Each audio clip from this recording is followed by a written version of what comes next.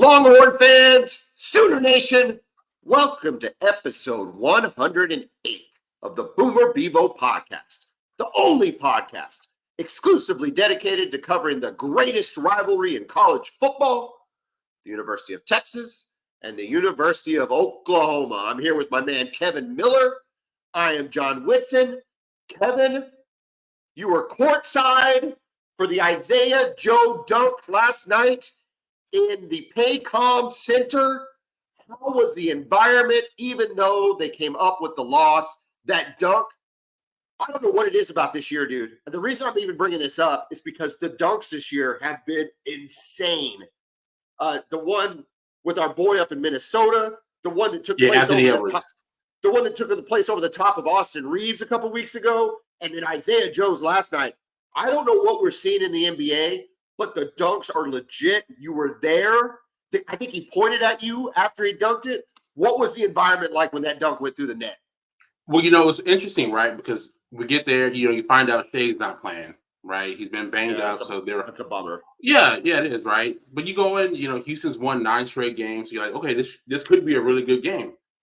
And, they come out a little bit flat. You can tell they're tired. They're adjusting to the offense without Shea. He'd only missed 1 game prior. So they're not used to playing without him. So it took him a little bit to get into a rhythm. But, man, they get a little fast break, and I just see him running down the court, and he just jumps. I'm like, no way. No, when he threw that thing down, my wife and I, we just jumped out of our seats along with the rest of the arena. It was insane. I've been to a few NBA games in my lifetime, and I've never seen anything quite like that in person. It was amazing. If this is Anthony Edwards, this is on the list, right? It was that. Oh yeah, yeah. Oh yeah. For me, for the Thunder, it's got to be the player of the year. I've been to probably 15 or so games this year. That was by far the most exciting moment I've seen all year. They did lose to Houston in overtime. I guess a miracle shot just to get into overtime.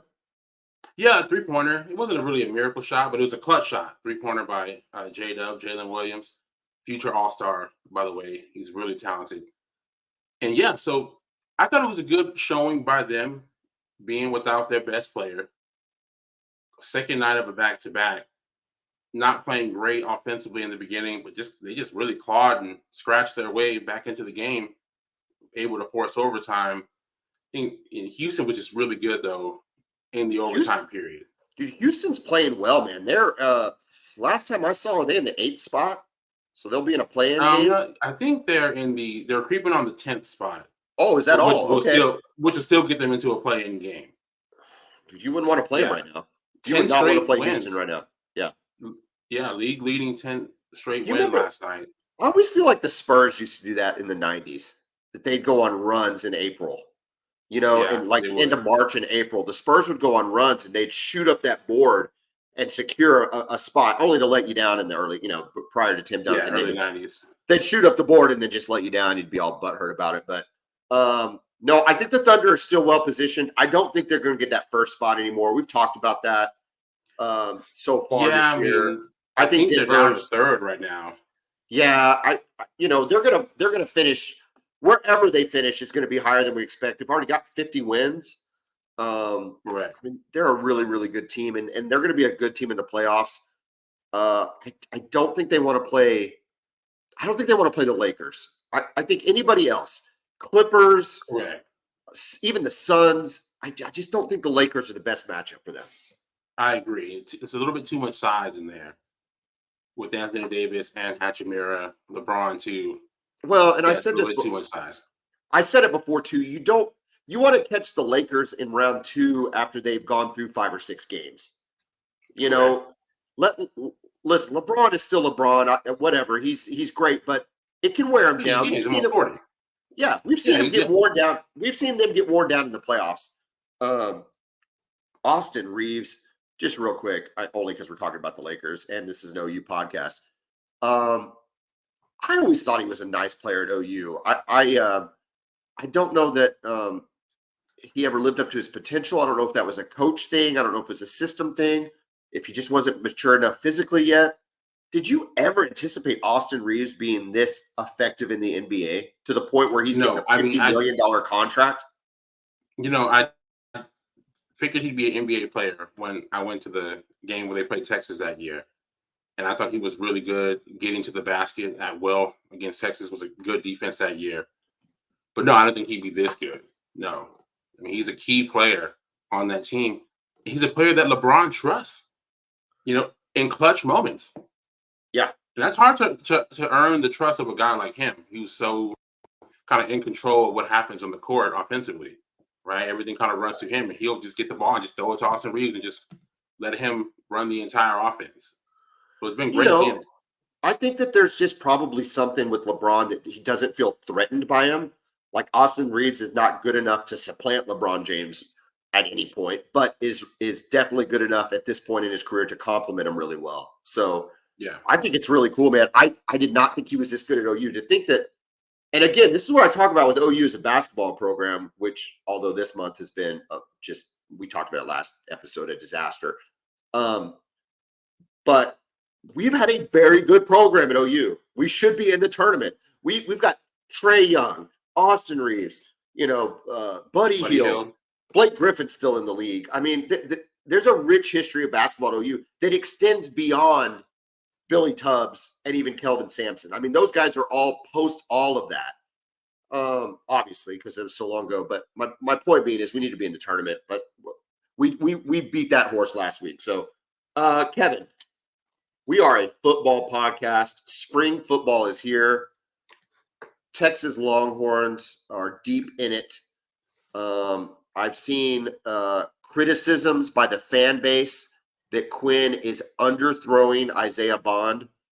How much of this is an issue? Will it be corrected by the fall? Well, I certainly hope so. Because we saw that a little bit last year. I mean, 2 years ago when he first got onto the field, it was really bad. The connection with him on the deep ball, especially with Xavier Worthy. It got a little bit better last year with having Worthy and A.D. Mitchell, right? I think my hope is he's getting used to playing with the guy, right? Yeah. He doesn't know anything about Isaiah Bond until a couple weeks ago. The first time they're throwing to each other. Hopefully he's just getting adjusted to his speed and we can get that going and corrected in this season because, again, the deep ball is a big part of Sark's offense. But for Quinn, it hasn't been what he's most consistently good at. Quinn is good at working the middle of the field. So we'll see. Yeah, I thought your guy that came in, who was your backup last year? Malik Murphy. I thought Malik Murphy had a great deep ball. He threw the ball really well in his 2 relief starts. And connected really well with A.D. Mitchell. You're right. It's funny. I asked the question kind of tongue in cheek. You took it very seriously, which is awesome because I kind of think to myself, well, it's just spring ball. But you're right. Now that I think about it, and you kind of respond to me that way. He does have that, but the ones he does hit on are really good. Like that one to A.D. Mitchell, obviously against Texas. I'm sorry, against Alabama, and some others. But I still contend with Quinn. It's just the what's the right word? The arm talent is there. You can see it. There's just an element though that keeps him from being a crisp, efficient quarterback. You know what I mean? Like he doesn't have the Sam Bradford accuracy and arm and pinpointedness. He doesn't throw it. I don't know. Even Colt McCoy, I thought I don't know. He didn't have the arm. Yeah, no. Quinn didn't have the arm talent, but Colt did not have the arm talent that Quinn has. But Colt was very accurate. Yes, he was very accurate. Yeah. What I want to see, though, I'm just, again, banking on the consistent improvement year by year, right? 59% completion percentage his first year, up to 69 last year, hoping it goes up even higher this year. Well, it needs to. It needs to, especially in the SEC. He's reaching the point now. This will be his year 3 as a starter. year 3 as a starter and a backup at Ohio State, right? So it's still his 4th year as college ball. However you correct, yeah, 4th string at Ohio State. That's a study year basically. He still made $1 million. He did. He still made $1 million. Other spots at how are the receivers looking? Are they fitting the bill? Are people They as really impressed? are. DeAndre Moore is a guy who we signed last year. He played a little bit. They're expecting him to replace Whittington in the slot. Looking at him so far, he looks very similar to Whittington. He's running those same routes. He's a guy, hopefully, that can be one of those guys who can make those same third down catches that Whittington always was famous for throughout his career. If it's 3rd and 7, you need a big play just to move the chains, go to him. Isaiah Bond, we're really excited about him too. Brings a lot of speed. Also, he made some huge catches for Alabama last year, obviously. Most notably that one against Auburn in the back corner of the end zone to steal the Iron Bowl and keep their college football playoff hopes alive. So we really like him. Remind OU fan again, specifically me, Bond's reason for coming back to Texas or coming to he's Texas. Not from. That's what I'm saying. Remind me what the path was. Yeah, there no. It's just Nick Saban left. He hit the portal. Okay, so he saw Sark's offense. He saw Sark's offense, correct. And any links between him being recruited? He wouldn't have been recruited by Sark. Maybe. Yeah, Sark did recruit him. He was still, maybe sophomore year, junior year in high school when Sark was still at Alabama. So yeah, they had. Okay, so there's a relationship there. Okay.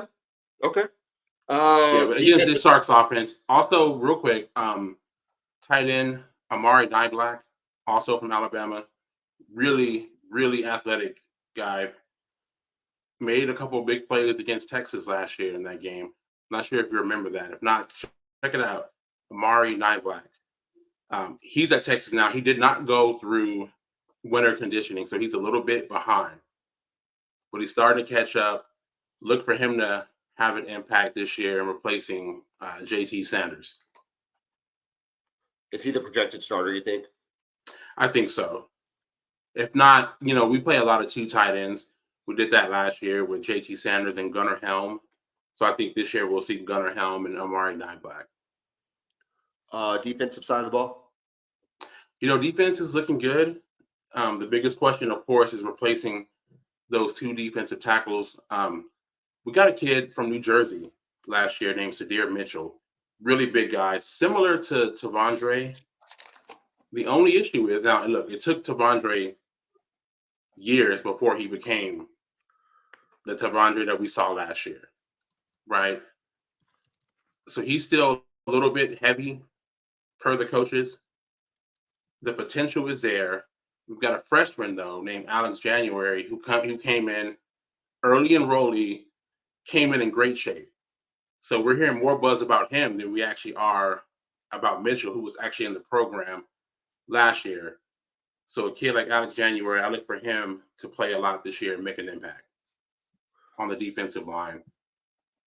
Also, Colin Simmons, the true freshman. Go ahead.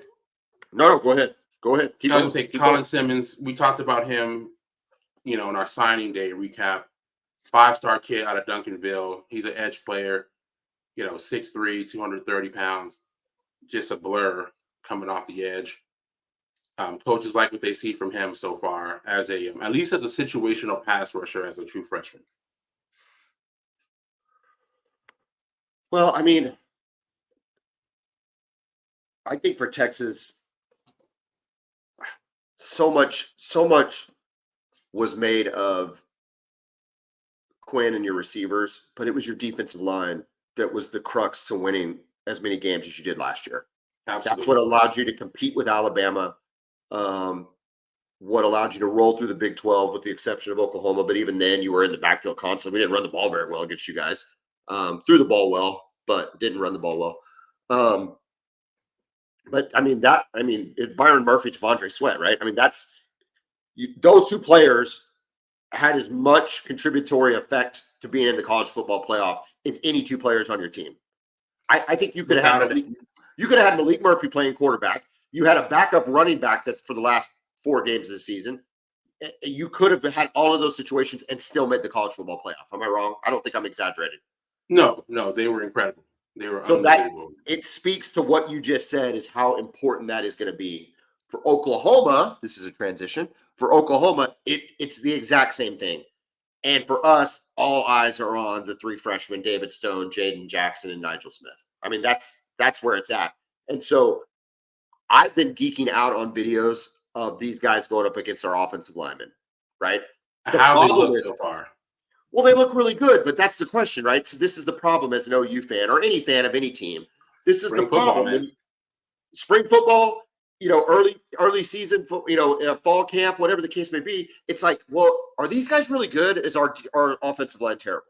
Or when the offensive line manhandles them, it's like, oh man, these guys aren't very good. Yeah.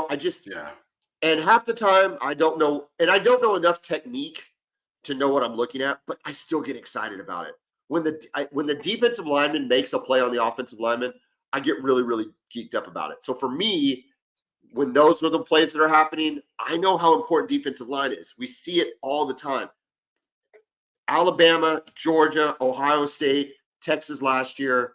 When those guys, when y'all are playing well, when Oklahoma was playing well in the early 2000s, it's all Right. defensive line. It's Tommy Harris. Absolutely. It's Dusty Dvorak. It's all those guys on that defensive line that make everything else go defensively. Listen, Oklahoma's bringing back Billy Bowman and Stutzman and Woody Washington and, all these guys, which I think are going to be really, really good. But man, we got to see the production from these guys. And I think it's there. I just don't know if it's going to be there year one. Yeah, we know the talent is there. The talent is undeniable. Well, I mean, Especially with Stone. Look at T'Vondre Sweat. Like, T'Vondre Sweat wasn't really T'Vondre Sweat until this year. No, like I said, I was comparing him with Sadir Mitchell, right? This is his 5th year on campus before he became a dominant player.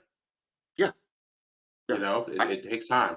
Now, again, as an OU fan, I was never worried about T'Vondre Sweat until this past year's Cotton Bowl. It never was like, we got to really worry about T'Vondre. No, it was like, okay, whatever. He's just another dude. It's like, oh, did you watch this game? It's like, okay, where'd this come from? Yeah, this year, like, how are we ever going to be able to block him? And we didn't run block him at all, or Byron Murphy. Byron Murphy was always pretty good. But he's going to be a first-round pick. You think David Stone has the ability to make an impact in the SEC on day one? I do. Yeah. Now, I'm not saying he's going to be, Tommy Harris, where he steps on the field and, you see him. Even if you never watched football, if you don't know who he is, you watch who's number 97. Right? You don't have to be like us, me, who knew he was in high school. Right. I'm looking for him. No, it's like he makes the first tackle of the first game of his career. Right? God, he was so good. He was unreal. One of my favorite Sports Illustrated covers, too, was him on the cover. Remember that one? Oh, of course. Yeah. Oh, so good. Scary dude, man. Scary dude. I like that. Scary D. You knew where I was going. So anyway, on the offensive side of the ball, much like what we talked about with Quinn throwing to Isaiah Bond, a lot of videos going to Jackson Arnold, going to Deion Burks. I don't see a lot there. What I do see a lot on at least guys that catch the ball is the tight end room. Bauer Sharp and Devon Mitchell look like the real deal.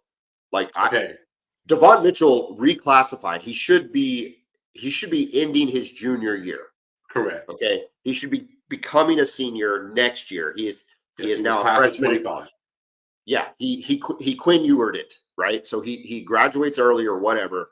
Class of 24 now. That dude physically, man, he looks so good. And yes, I just said a 17, 18-year-old kid looked good. I don't care. That doesn't bother me. I'm very secure in myself. He looks fantastic. From an athletic football standpoint. A strong athletic football standpoint, he looks great. Well, good for him for reclassifying. I mean, he's wasting his time playing high school football. Yeah, what are the kids doing? Don't enjoy yourself. Yeah. You know what I'm saying? Kids out there do not need to enjoy themselves playing sports. You know what I'm saying? It's on to the next. Get paid. If anything about the Boomer Bevo podcast is get paid. If you can't get an NIL deal in high school, get out. Correct. And if your ambition is to play professional sports, then why not get going towards it as fast as possible? You know what, dude? Listen, I'm kind of being tongue in cheek. However, with the way that dude looks, jeez. Yeah, Like, I don't yeah, know if I'm his dad, if I'm not saying, dude, listen, go. Like, yeah, if you think you're ready. I mean, honestly, yeah. okay. I was kind of going a little off the rails there, but honestly, if he's your kid, do you say go ahead and reclassify? If that's something I wouldn't bring it up, but if it was something that he thought about, and if he was more important, I mean, obviously we know he's physically prepared to handle it, right? Yeah. But if he showed the mental fortitude to be able to handle a transition like that, going from being a high school junior to being on a college campus, I say why not? Yeah. Why Well, not? Go for it. dude, he looks really good. So anyway, I I guess the question you're going to ask, and it's going to be asked a lot over the next 6 months, is Seth Luttrell and Joe John Finley going to engage the tight end more? That brings up a whole lot of other questions. Did Levy not engage the tight end? Is that not his offense? Was Stogner not the player we thought he could be? Did Dylan Gabriel not have um, a connection with him, which caused the ball not to want to find his hands? Like, what were all the factors that led to reduced tight end play last year? And do these two players overcome all of those things? And does Jackson Arnold develop a relationship? Because I got to tell you, if I'm a redshirt freshman and dude's this big that I can throw to, man, I don't know why you're not putting it in their hands as often as you can. I really, really Yeah, don't. These guys exactly, are, oh my exactly. God. Yeah, I mean, if you got a guy like that and work in the middle of the field, it's obviously you have a better chance of completing passes there than completing deep balls. And you got a guy who's that big who can shield off defenders. Yeah, you got to throw him the ball as often as possible, right? When you guys had Jermaine Gresham, you threw him the ball all the time, Mark as you Andrews, should have. threw him the ball all the time. Exactly. Yeah, yeah. Yeah. So I'm curious to see, and I think Stogner, man, I think the injuries just really took a toll on him. It just took away a lot of what he had, at least early in his career. Yeah. That's my view of the situation here. I don't think Levy would not want to throw to the tight end. That's what I was going to Um, ask you. So I don't know Seth Luttrell's offense, but under Levy's offense and on a larger in a larger view, the Bryles offense, is the tight end though a featured player, or typically not? It can be. I mean, I know they always throw that pop pass that we talked about before last season when they kind of do that heavy hold, play action fake where they kind of hold it for a while and tight end leaks. That's a Yeah, big part of the offense, especially in the red zone, right? But a lot of which times they you like didn't to see throw. any of that from Oklahoma last year You though. didn't see it None too of it. much. You didn't see it too much. Honestly, I don't know if they trusted Stogner to consistently get open. That's what it seems like to me. I mean, I Yeah, guess we'll know more when we watch Levy's offense this year at Mississippi State. With him being the head coach, I imagine he'll still be in charge of the offense. I mean, I don't yeah. know. I Well, haven't heard anything you'd coming have to from him. think so. I know you guys had interesting thoughts on Levy, right? You're out on him for a few reasons. Was it more as play calling, right, more than his game planning? Or what was your thoughts on that? Well, we've had some space between the end of the season and now with Levy to kind of like think about that. So for me, it's with Levy, the production was there. Top 10 offense, a quarterback that could have easily been in the Heisman race, given a couple different wins. Productive running back near the end of the season, the most productive wide receiver in the conference. So numbers were there. However, it was the timing of certain play calling, like critical third downs, critical game time calls, especially against Kansas, the fourth down play against Oklahoma State, and then other plays throughout, exempting the Texas game, which I think he called a great game against It was a Texas. master class. Yeah, except I mean the Texas game. If you want to try to find fault with Levy during that Texas game, don't talk to me about that. I don't know what Yeah, else he could have done in that game. But outside of that, there were just you think of Central Florida. There's just a lot of times that the offense bogged down, and the the players never changed, right? So you got to say to yeah. yourself, well, what we never really played with a backup quarterback. The offensive line struggled, I guess, a bit, but not really. I mean, we had pretty Not good really. consistency You're in the good with offensive line. tackles, especially. So it just bogged down, which makes me think it's got to be play calling. And to me, it was situational play calling. Again, scope of the season, hard to deny his numbers. It's hard to deny his numbers. But Just within the games, when you're an OU fan, like a Texas fan, and you know your team so well in and out, and then the team gets put in certain positions, and you're thinking to yourself, there is no way we're picking this first down up. Like, I don't care what's happening. I don't care that Dylan Gabriel could win the Heisman. He'll do something stupid. And it just feels like kind of inevitably he did, especially in the two losses. So I don't know, right? I think if he goes, I think he's a great hire for Mississippi State. They clearly like him. Zach Selman knows exactly who he's getting. He was with him at Oklahoma for 2 years. There's no surprises. That Art Briles baggage and all that stuff must literally not matter at all. Yeah. So I think it must be a good hire for them. I bet they put up a lot of points, but I mean, they're still going to be Mississippi State, right? Like, what are we talking about?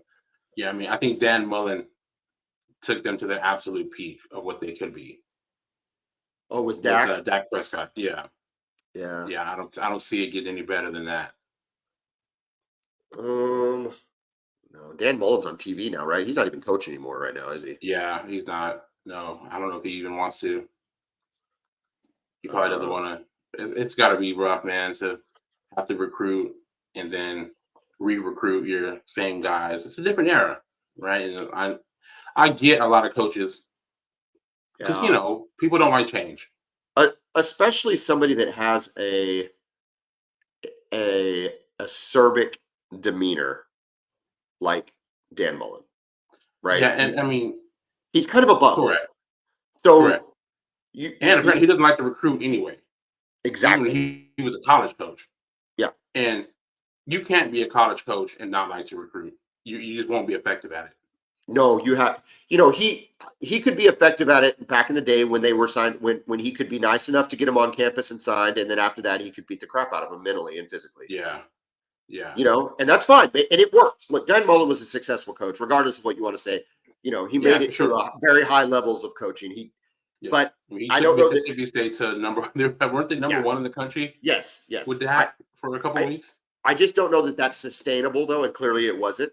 However, it can be effective, but not today. It just you have to develop a relationship and I got to tell you, I think Venables is that kind of guy. This is the homer in me, but that's okay. It's a homer podcast. I think Venables is the kind of guy that literally wants to recruit, develop. He feels like he has a calling to make these guys better guys, right? Yeah. He's not just bringing them in to win football games. I really don't believe that. I think he really has this belief that he can have an impact on their lives. Now, will that transition into wins in the SEC? God, I hope so. I really do. And I think maybe it not. can. But like, look at a Billy Bowman and a Danny. Look at a Billy Bowman and Danny Stutzman. Like, those guys could have gone to the pros if they didn't feel. Bowman. If they didn't feel both love, could have gone. Exactly. If they didn't feel love from the coaching staff, they could have gone. Like, they could have just been like, we're out. Like, this is not. But I think they want to play, and I don't know. I just think it's a different vibe, and I think it's where you have to be. It's this constant recruit. Speaking of recruiting, this is a good transition, man. We're killing it with the transitions today. Real quick update. I want to get your thoughts. I don't know a ton about what's going on in the recruiting trail, but I know that you're a little more in the know. Texas current rank on the 2025 class, 17. You only have 5 commits. Big defensive lineman Lance Jackson out of Pleasant Grove, 4-star. Texarkana. Emory Winston, tight end, 4-star out of Georgia. KJ Lacey, quarterback, 4-star out of Alabama, and 2 3-stars. How much is Texas in on a 4-star tight end from Georgia and a 4-star quarterback from Alabama if you are not in the SEC? Probably not. No. And that's even with the brand name of Texas, right? I mean, even with the brand name of Texas, you're not there unless you're in the SEC. No. I found that fascinating. When I saw those 2 names, I found that fascinating. I was like, that's... and we talked about this when they announced that we were both moving to the SEC. right? We talked about how when Texas A&M went to the SEC, it opened the doors of Texas to Georgia, Alabama, all those schools in the SEC. Well, now the South has been open to us. Now we can go in, and OU's gotten players from Florida over the years, but I mean now we can get a lot of those guys from Florida, from Alabama, from Georgia, from Mississippi. So much talent in those states, man, especially on the defensive line. So I'm really excited about this, and it's just going to get better. Louisiana, I don't know enough about recruiting to know if there's a great, I just know dudes from Louisiana tend to be, for me, have always popped. And Oklahoma's always got one or two. I think Nick Harris came from Louisiana back in the day. Always one or two players. But man, if we could somehow figure out a Louisiana pipeline, oh my God, dude, I think there's so much talent in Louisiana. I really do. And especially if you can get them from LSU. And, it's like the kids who didn't go to LSU would always go to Alabama. Right? Yep. Devontae Smith is from Louisiana. Who's that big safety that they have? Landon Collins. And Eddie Lacy. Eddie Lacy's from Louisiana too. Eddie Lacy. Yep. Yeah. So we can start getting some of those guys to look at us now. It's a huge deal, man. It's a huge deal. And there's so many recruits, and we're going to be fighting for them. Conversely, Oklahoma has none of those recruits that I just mentioned coming out of the SEC, although we are ranked 8th in the composite recruiting so far, 24/7 Sports. Largely, I think, based on numbers, 9 commits, which seems like a lot this early in the cycle. But I don't know. Any thoughts on that? Is 9 a lot, or is that just? I think it's pretty good. I think just targeting who you want. Sometimes you can be a little bit more selective with who you offer as far as committable guys. Some guys are just ready to do it though, right? I mean, I'll look at your class so far. Who's standing out to you? Well, you got 3 4-stars. One from Cypress, Texas, wide receiver from Chakota. Obviously, the news of the last week has been with Kevin Sperry, the quarterback, who started out in Prosper, moved up to Carl Albert, helped secure the recruiting of Washington and James, who are both 3 and 4-star athletes out of Carl Albert, and is now back at Denton Guyer. He is only a 3-star on 247. Did he lose a star? It looks like it. On3 has him as a 4-star. Okay. I don't know what Rivals has. 247 has him at a 3-star, which I thought was weird. So, but whatever, we'll go with the on3. Anyway, as far as moving back to Denton Guyer, anything on the Texas side? Have you heard anything? Is there any smoke there, or is he just moved? He just decided to go back and play in Texas? Yeah, I haven't heard anything. Yeah, haven't heard a peep as to why he decided to leave Carl Albert and go to Guyer. Does he want to play against tougher competition his senior year to be more prepared? Perhaps. I mean, maybe. I don't know. It seems the storyline going around Oklahoma is that it's just as simple as his family wanted to move up here because he had committed to OU, and they just could not fully make the move, business commitments and things of that nature, and decided just to move back and figured the metro really isn't that much further away from Oklahoma, which it really isn't. Everybody if you live in Oklahoma, you're down in Dallas. I mean, I'm down in Dallas 2 times a month as it is anyway. Yeah. Thank God they're getting HEB now. So, I don't know. Hopefully there's nothing. I don't think that it doesn't, nothing's really come from it, but that's the one that sticks out to me. Another big time quarterback recruit. A lot of Oklahoma, Texas kids, 1 kid out of Missouri, a 3-star defensive lineman. So I don't know. I want to see a little bit of what y'all have. I know it's early. I want to see a little more of the national footprint. And I'm sure that there's guys listening to this. They're like yelling names at me. Hey, I wait till they're on the list. I'm not following every list and everything, but I do want to see a little more regional scope into the SEC. But I do like winning in-state players. I think that's important in Texas. I think it helps for retention. It helps to increase the re-recruiting of players when you can have in-state players with ties. I think it's just less likely that they're going to want to transfer out. I always feel like this. No matter what state you're in, you have to get the best players in your state, especially a state like Oklahoma. You have to. You can't let these top guys. There was that run when all those Tulsa kids were going to Ohio State, right? And Michigan. Yep. Yeah, Dax Hill going to Michigan, right? And Josh Proctor going to Ohio State. It's like, that can't happen. Nope. That cannot happen. I mean, Texas is one thing, Arkansas, neighboring schools, but all the way to the Big Ten. I don't think that happens if Venables is the coach. I just Yeah. don't. I think the defense. Those were defensive guys anyway. I just think Lincoln Riley. They looked at it and they're like, man, we're not playing defense on there. Like, I'm not playing defense for that. I really think that it came down simply to being able to play defense. And you go to play at Ohio State and Michigan, and you can be a featured corner and not be put on an island all by yourself. Yeah, and I mean Dax Hill, ended up being a first-round pick, Cincinnati. Oh, I know. It makes me sick. And it makes me sick. But what his brother at Oklahoma State though? Justice Hill. Yeah, so maybe Dax was never going to go, but still going to be on it. Correct. And Josh Proctor. I'm going to blame. Tulsa's has so many talented players. And again, and it's been obvious even from a rival fan. Go ahead. I'm not gonna. Yeah. I sometimes defend Lincoln Riley against you. For that, I'm not. I got nothing to say. But again, it's been obvious since Venables has been your head coach that there's been more of a focus on in-state recruiting. Yes. No, 100%. And I think it's going to pay. I think it'll pay dividends. All right, real quick here. Yeah. Real quick, since you brought up Lincoln Riley, I didn't want to bring up Lincoln Riley, but you brought him up. That makes me then have to bleed into Caleb Williams, which I try to avoid it, but sometimes I can't. Pink nails, pink phone at a basketball game. Is he a future franchise MVP level caliber quarterback in the NFL when you're walking around with a pink phone and pink fingernails? I think he can be. Man, I just go watch the tape. That's the weakest. And that's so classic Texas right there. That's the most classic Texas answer.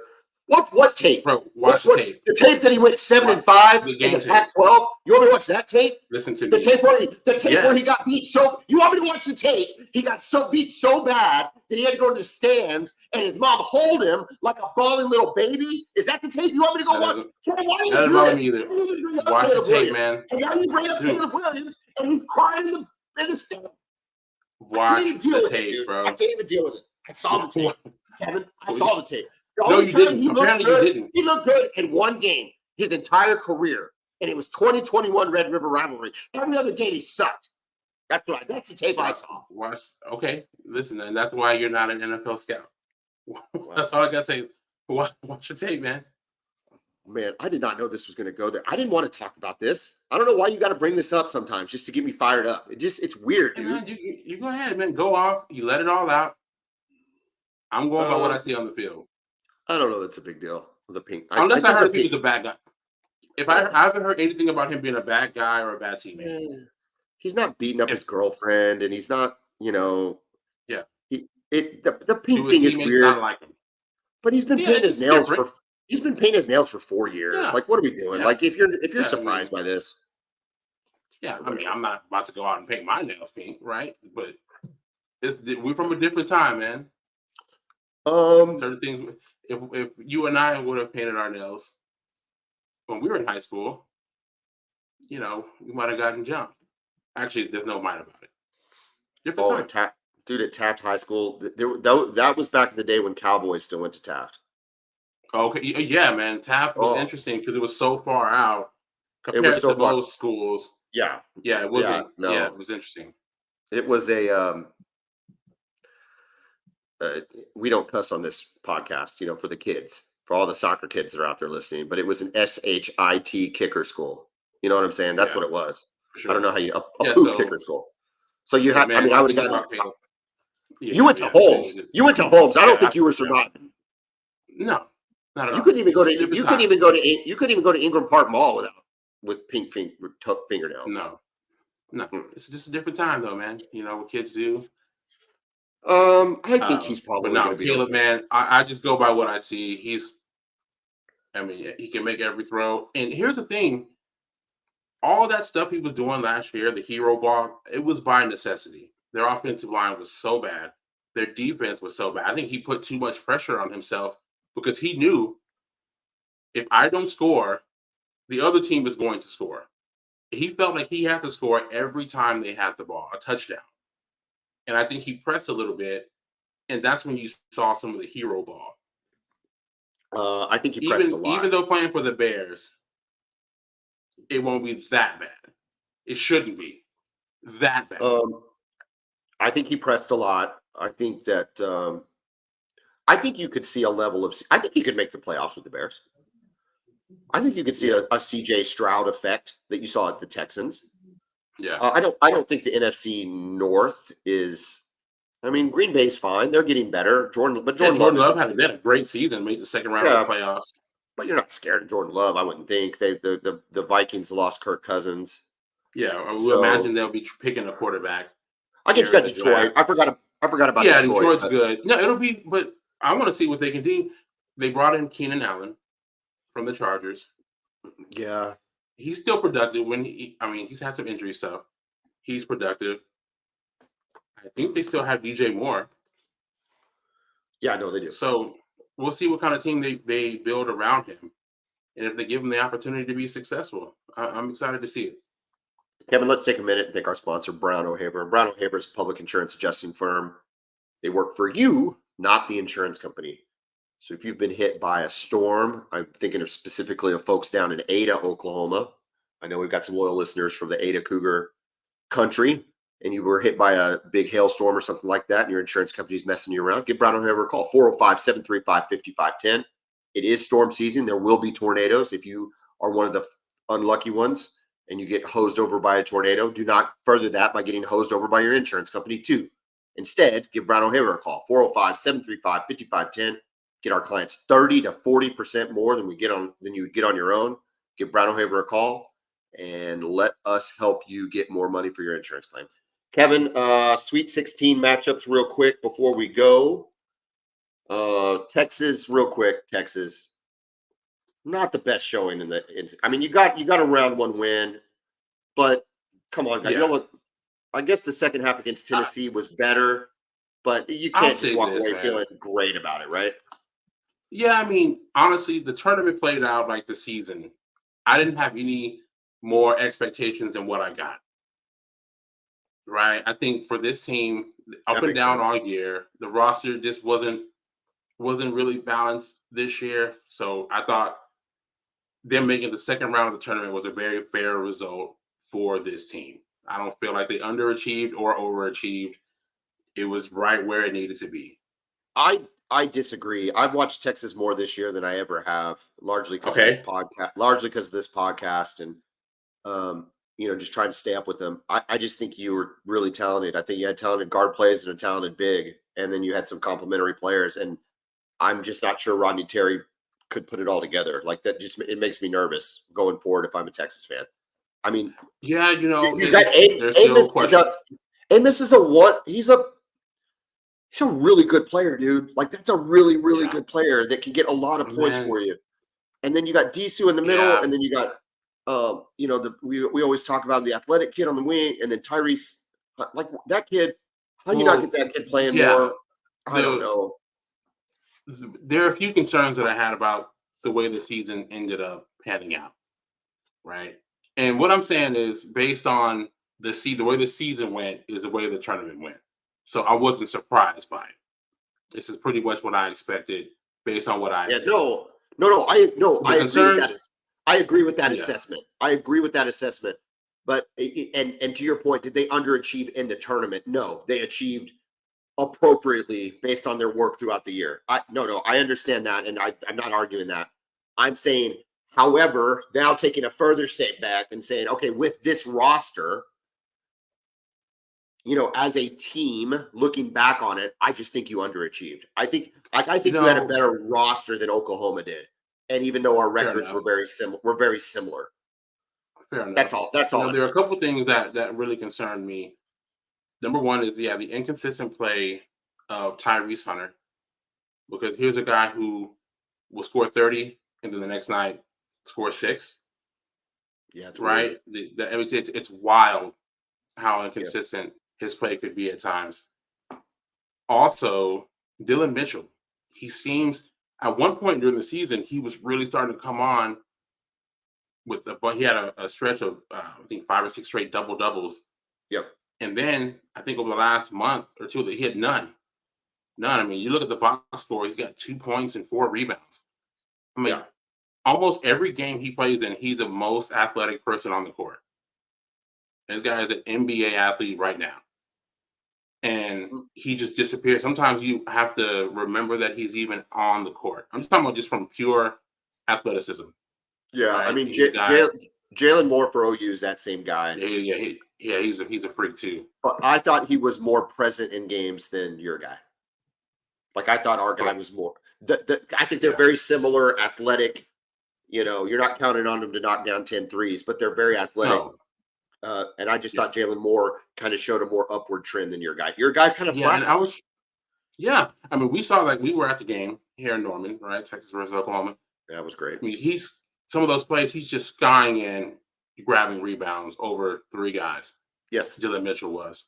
And then down the stretch, so I don't know if he was hurt or what happened. I'm trying to figure out how that happens. You know what I mean? So sometimes it got to the point where we're relying on Asmus to make, crazy off-balance threes. And, once you get into the tournament, sometimes the shots just don't go down. Those crazy three-pointers, they just don't. That hurt BYU for sure. They couldn't buy a basket. And then whoever they were playing, Duquesne, couldn't miss. Yeah. Oklahoma got hit with the transfer bug a little bit. Otega Owe hit the portal. Last time I checked, Milos Uzan, it's still here, but there's rumors around Milos Uzan. Texas, anybody in the portal following? I haven't heard anything about the portal just yet. Yeah. All right. What about Jalen Moore going to be back for you guys real quick before? Are you expecting him back? I know he's a junior this year, so. I don't know, man. I wonder if, from a collective standpoint, can we pay him enough just to go ahead and stay? Yeah. You know what I mean? I think you're starting to see that now where if we can pay him enough, he stays. I hope so. I think the biggest loss is Suarez. I mean, he's a senior. We only got him for the year. So he's like I almost think of him like a rental, in the NBA when you get those rental players for a year, want an expiring contract, Same with Asmus for Texas. But boy, Suarez played good the back half of the year, man. He played so good, and it just sucks that we didn't get more out of him. But so no, I don't know. I hope so. I always find like it's just when you don't make the tournament 3 years in a row, do you really get upset when a guy like Otega Owe leaves? Or you know what I mean? It's like you can't. No, you just can't, man. Okay. You want to play in the tournament? You're watching this stuff. It's so exciting, right? It's watching this tournament, and you imagine what it's like for the players, be able to travel, playing on a neutral court. Man, listen. I grew up playing basketball. I played basketball tournaments. It's the greatest basketball tournament in the world. Yeah, it just is. There's nothing like it. There's nothing like the NBA Finals is awesome. But I mean, it lasts 3 months. It's different. Yeah, it's just different. It's different. It's different because all it takes is one off day. The shots aren't falling. Lack of energy from the team, and you're out. You saw that this year. This year, the biggest seed there is an 11. So there's a lot of chalk this year. But that just means the better teams are playing well right now. And it's a lot. Real quick, let's talk about this before we get going here. I just want to throw some random stats out of these games that start this evening. Okay. Where do you want to start? What's up there in the East? I'll just give you. This is kind of I'll bring it up. Go ahead. Random. I think the East is UConn versus San Diego State. This is the 4th time teams who had met in the finals are seeing each other the very next year in the tournament. UConn versus San Diego State. How about that? Man, I like UConn, man. They just seem right now, man. They look almost unbeatable. Here's the problem, dude. It's all these one seeds, and with the exception of North Carolina. Baycott's a nice player, but I don't get fired up. But let's talk about Baycott real quick. North Carolina versus Alabama. Baycott 7 straight double-doubles in the tournament, equaling. Do you want to guess the 2 big men that equals? And I will tell you this. Here's the clue I will give you. You will absolutely know them. Absolutely know them. 2 big men 7 straight double-doubles in the tournament. Okay, Christian Laettner. No. No, I'll not give you Christian one more Laettner. guess. Yep, I'll give you one more Oh, guess. wow. Okay. Are we talking that same region, that same time? No. One before and one after him. Oh my goodness. They book it. These two players will bookend Christian Laettner, kind of, sort of. Shaq, one of them? Nope. All right, you ready? Timmy Yeah, let's hear it. Duncan, a guy named Okay, Tim of Duncan, course. aka the big fundamental. Yes. And at the time, Hakeem, nay Hakeem yes. Olajuwon. How So about that, man? that's pretty good. Prestigious company. Dude, listen, dude, that's basketball royalty. We've talked about Yeah. Hakeem Olajuwon. Like, that dude was a killer there. Especially the 2 years Jordan was out, he was the best player on the court. But so anyway, that's North Carolina. I think they're the weakest of the 4 number ones. Yeah. But A, they're still Carolina. Like, I don't really care. They've got talent. And B, Baycott's doing okay for you. I'll tell you what, though. I haven't watched Purdue play all year. I have not watched Purdue. Not once. What are your thoughts on Zach Edey? I have thoughts on Zach Edey, who, by the way, through 2 games, 53 points and 35 rebounds through 2 games in the tournament. Thoughts on Zach Edey? I think he's a great college player. I'm curious to see. My questions for him more go into the NBA and what he can be there. But I mean, you got a talented guy who's 7'3" and big, dude, and strong. He's like, I don't even know. Here's what I like about him, right? Is he's old school big man. Yeah. Like, work on the block, catch it on the block, turn and shoot. 3 guys draped on you. There's no flopping. There's no histrionics. There's no nothing. He goes straight up to the basket. More often than not makes it. Goes to the free throw line. More often than not makes that. I mean, he just plays. It's like hearkening back to, I don't even know. Like, I don't even, George Mikan or something, right? Where you just had this this idea of a basketball player that you plant on the block and say, kid, when you catch it, turn and shoot.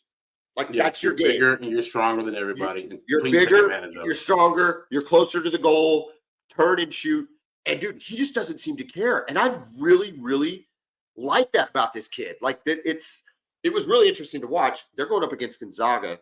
This can't be right. I saw this statistic, but this cannot be right. Is this Gonzaga's 9th straight Sweet 16? It is. My God. Yeah. What a level of... How are you that consistent? Oh, my God, what a level of consistency. That is unbelievable. Now, they haven't won one yet, though, right? No, I don't think so. They got to the championship. Oh, they're like the Atlanta. They're like the 90s. They're like the 90s Atlanta Braves. Yeah. The Braves ended up getting one. Probably should have had 3 or 4. Let's see here. Marquette, your boy Shaka. Did you know under Shaka Smart, they've had a negative rebounding margin all 3 years under Shaka? No, I did not. Which is very weird for a team that performs at a high level to continually have that kind of advantage. Correct. Iowa State versus Illinois, good on good. Iowa State is allowing 60, I believe it's 60.2 points per game. Illinois is scoring 84.6 points per game. So we're going to see a clash of styles. Yes. And then lastly, on notes that I thought were somewhat interesting, my number 1 overall pick and who I picked to win was Houston. And they were the first team to win with 4 players fouling out since 1987. They won. 4 players fouled out. Didn't A&M have like 45 free throws or something like that in that game? That is unbelievable in a college game. Between both teams? No, A&M, period. They had 45 free throw attempts. I don't know. Maybe they did. I hate A&M. I do not want to play them in the SEC in any sport. I was watching that game, and I don't really even particularly care about Houston. I like Kelvin Sampson. It's fine. Whatever. I hate A&M. I hate them so bad. I hate everything about them. I hate that their color red is stupid. I hate everything about them. They're whiny babies, and it just doesn't matter what sport they are. It bugs the living crap out of me. and I'm not looking forward to the. I hope y'all piss them off so bad that they leave and go back to the Big 12 or something like that, because I can't stand them. I cannot stand A&M. I hate them. Well, they were vehemently opposed to Texas coming to the SEC. Well, then great. Then I'm glad we pissed them off. I'm glad everybody pissed them off. Yeah. But I can't. You're telling me you like A&M? Is that what you're saying from this conversation? Is that what I'm hearing? You know better than that. Some things don't need to be said. Some things don't even need to be said. Houston takes on Duke in a great matchup. I'm excited. Dude, there's some big name. Listen, at the end of the day, I love an underdog as much as the next guy. I did not like San Diego State in the finals last year. I don't think I watched Florida Atlantic in the Final Four. Stop. I don't need that. Give me Kansas, Duke, North Carolina, and UCLA. Did you ever watch Tin Cup? With Kevin Costner, the golf movie? I have seen it. It's been a very long time. First of all, it's good stuff. Golf. Go watch that before the Masters comes on, folks. That'll get you fired up. But anyway, there's a scene in there, and they use within that movie. They use those are famous television people. Like those are real television people. You got Pat Summerall with Jim Nance in the booth. They're calling it. And then behind the scenes, you got Frank Cherkinian. And Frank Cherkinian is the godfather. I think he died. He might have died. But he's the godfather of televised golf. Like he created the scoreboards and everything that kind of goes along with, televising golf and how things are filmed and taped and creating the storylines and building the drama. And he's featured pretty prominently in that movie. In fact, they called him the Ayatollah was his nickname because he ran things with like such a tight ship and everything. Anyway, there's a scene in there where Rory McIlroy, the Kevin Costner character, shoots 62 to set the U.S. Open record.